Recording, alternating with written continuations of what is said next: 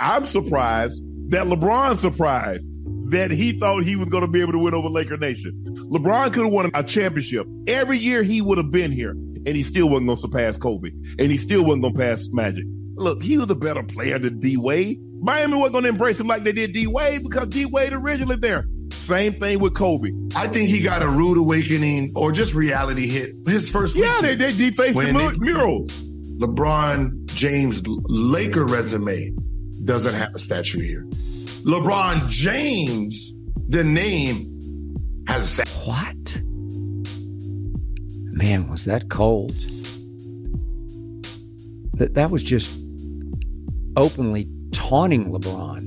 That was all but dancing on LeBron's NBA. Bayless dropped one comment and the whole world acted like LeBron's NBA story was finished. People are moving like they're celebrating a farewell parade. The Lakers just spent half a day flying across the ocean to hype up Luka Doncic, while LeBron is back home posting workout clips that look like he's begging the league to keep believing in him. Paul Pierce is out here clowning him, saying, "I sent the U-Haul to Miami in 2010. I would watch him and players wouldn't be physical with him.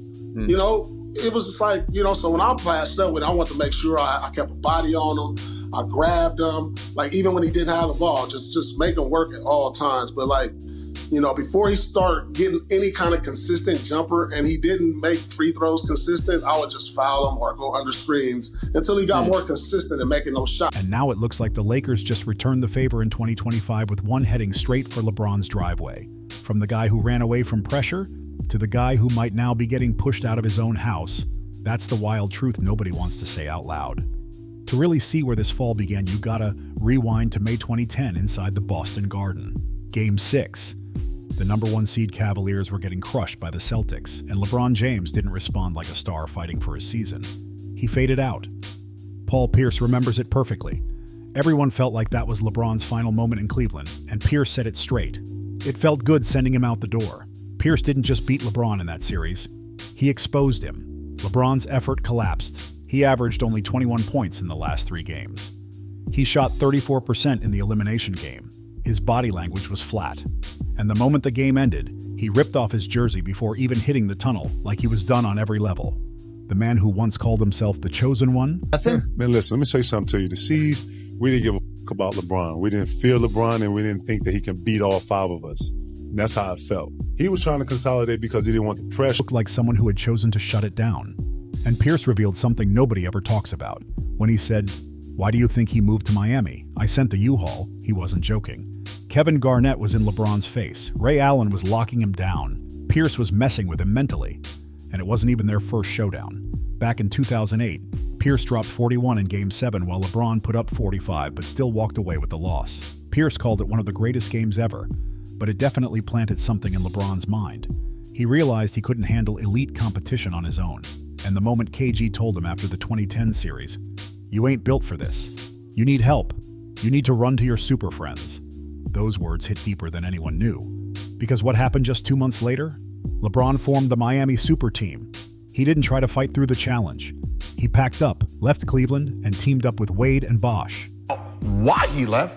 They were number 1 team in the East when he left. What happened was the whole NBA was free agents. Him, Dwayne, Chris Bosh, Yao Ming, Larry Hughes, Melo's, whole fucking NBA. And he's sitting there like, who we gonna get? Not a soul. Nobody. I just bought this team. I ain't spending no money right now. He's the biggest free agency, and they're trying to figure out, like, I got people that want to come here, and you talking about we're not gonna spend no money? If he don't get anybody, he don't win no championship. And now Pierce just threw out another surprise that changes how people view LeBron's whole career. Listen to what he said. Miami LeBron versus Cleveland LeBron. Way different. I thought he was faster, stronger, better. When he got to Miami, it was crazy. Nothing. Wait, what? The same guy who joked that he sent LeBron running now admits LeBron came back stronger?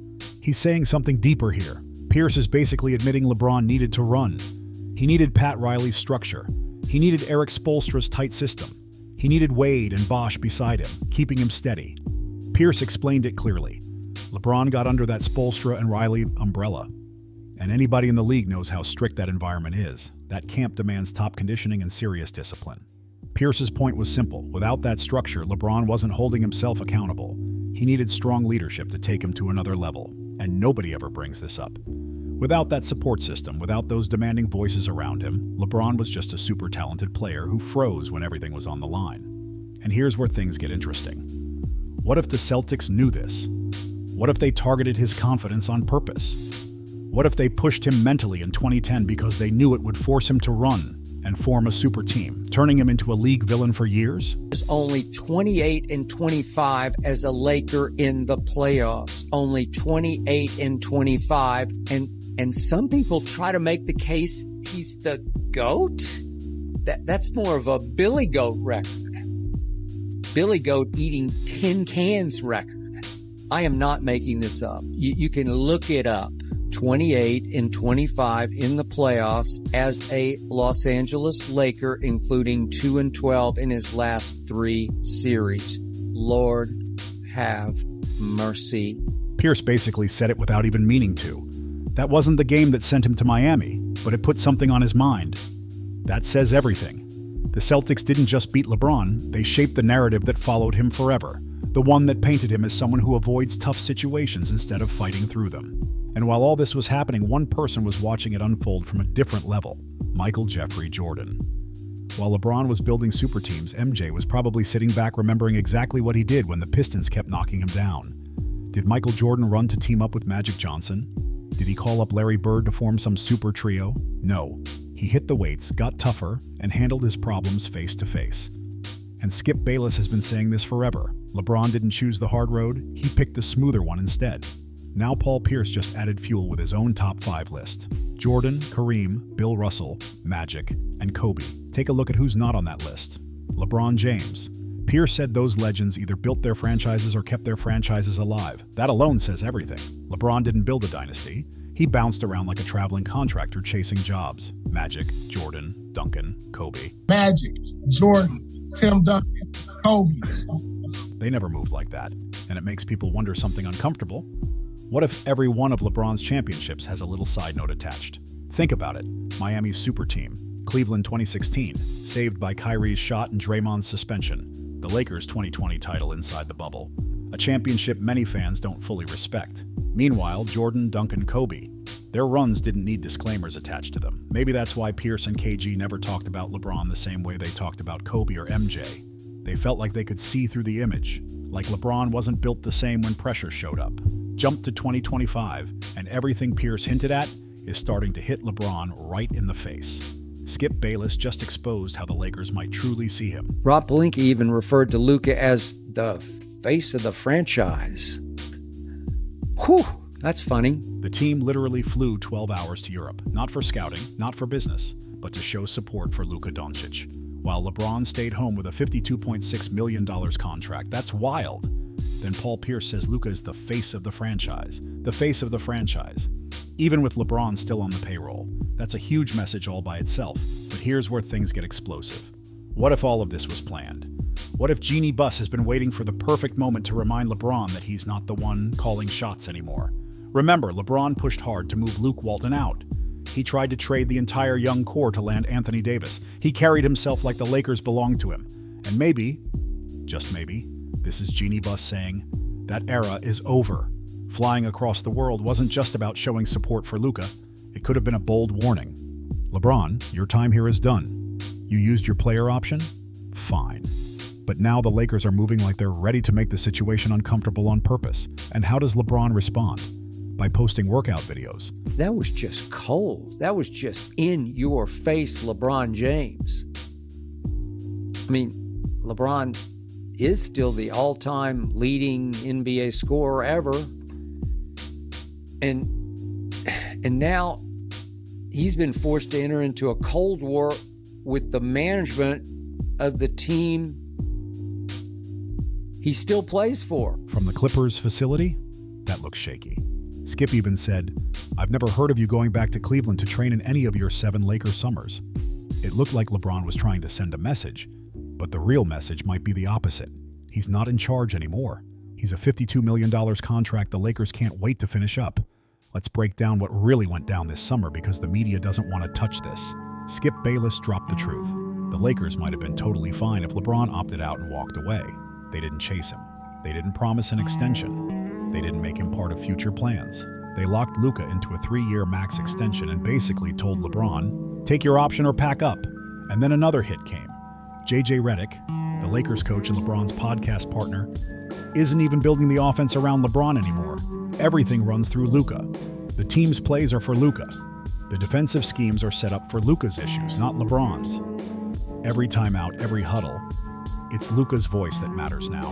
And the biggest sign of disrespect, when the Lakers made their offseason moves, they didn't even check with LeBron. They brought in DeAndre Ayton, a player LeBron reportedly didn't want. The Lakers are clearly building for the future, not for one last LeBron run. And here's the wild part. What if LeBron already knows it? What if those Cavaliers workout videos were him trying to send a message to Cleveland? Almost like he's saying, please, let me finish my career where it began. I just read in The Athletic that Jeannie Buss and Rob Pelinka and Linda and Kurt Rambis and the Lakers director of player performance and health all flew all the way to Poland to show their support for Luka playing in the Eurobasket tournament. What? Man, was that cold. That was just openly taunting LeBron. That was all but dancing on LeBron's NBA. Let me fix what happened with the decision. But Cleveland isn't running back to him either. And even Stephen A. Smith, one of LeBron's biggest supporters, couldn't dodge the truth anymore. On First Take, he said it clearly. The Lakers made their choice, and that choice is Luka Doncic. That means LeBron James is now playing a role he never expected. He's the supporting actor in the same story he used to be the star of. LeBron James, the same man who once ran teams like he owned the whole league, is now basically a role player on his own squad. But here's the part Stephen A. didn't spell out, even though everyone could see it in his eyes. LeBron brought a lot of this on himself.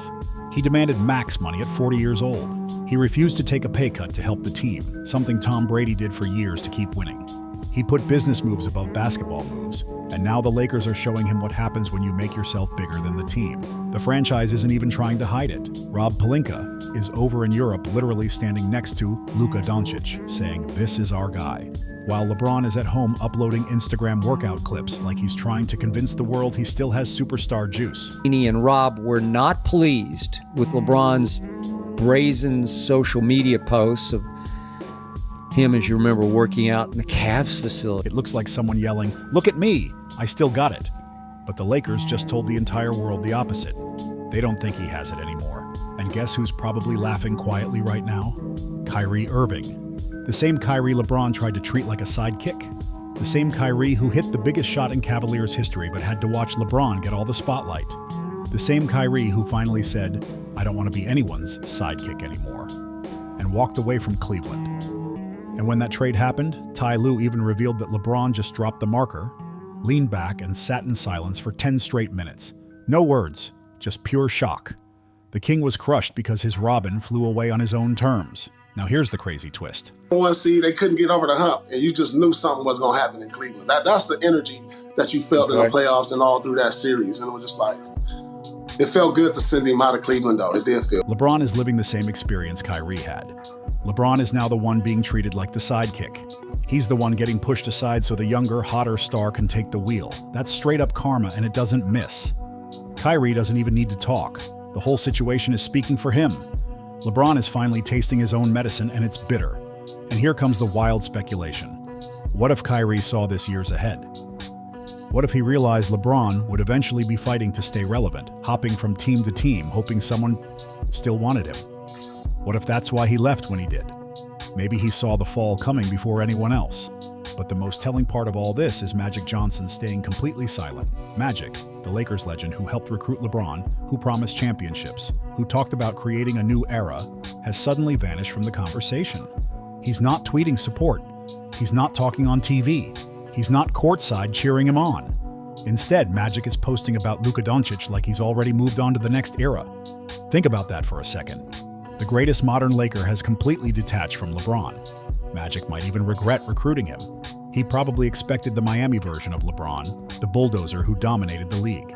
Instead, he got the older version, the drama-heavy version, the version that brings big expectations but not the same strength or leadership. And now Magic is keeping his distance. Magic knows what it means to be a real Laker forever. You need class, you need timing, and you've got to put the purple and gold above your own name. LeBron never did that. So when the Lakers took that 12-hour flight to Europe, it wasn't just a show of love for Luka. It was basically the funeral of LeBron's Lakers era. It might as well have come with a note saying, "Your services are no longer required." And here's the saddest part. Deep down, LeBron knows it. That's why he's posting those workout videos.